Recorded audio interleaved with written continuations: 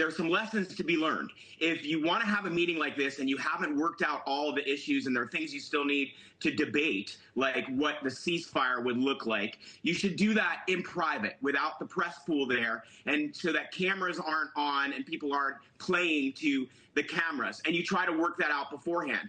I would also note that President Zelensky speaks English, but it's not his first language, and he doesn't have strong command over English. I know he prefers to do meetings like that in Ukrainian with a translator. If they had had a translator, it would have slowed the meeting down a little bit. It would have been harder for people to interrupt him, and people could have heard his whole statement translated into very strong, clear English. And I think that also might have helped avoid the meeting going off the rails as it did.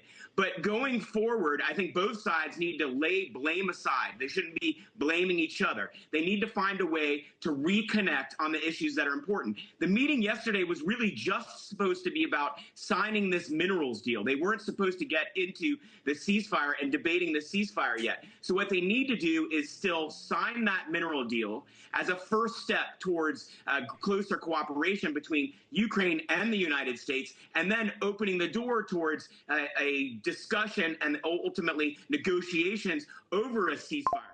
As President Zelensky said yesterday, Ukraine needs a security guarantee. It doesn't necessarily have to be Article 5 from joining NATO, but some security guarantee is essential because, as he mentioned, over and over again, when they've signed deals with Russia's Putin, Putin has broken those deals. And so to sign a new ceasefire without a security guarantee and no consequences for Russia if it breaks the deal is useless for President Zelensky and Ukrainians. And as I understand it, most Ukrainians support President Zelensky on that. Yeah, well, I guess, again, I asked a gentleman who's Ukrainian this past week, I said, how are you feeling about how President Zelensky is, representing your native nation? And this is his response. Just a deep sigh. In 2019, I signed with him the deal. I signed with him, Macron and Merkel, we signed ceasefire. Ceasefire. All of them told me that he will never go. We signed with him gas contract. Gas contract. Yes, but after that, he broken the ceasefire. He killed our people and he didn't exchange prisoners. That was the remarks that you were actually touching on earlier about President Zelensky saying Russian diplomacy isn't really realistic.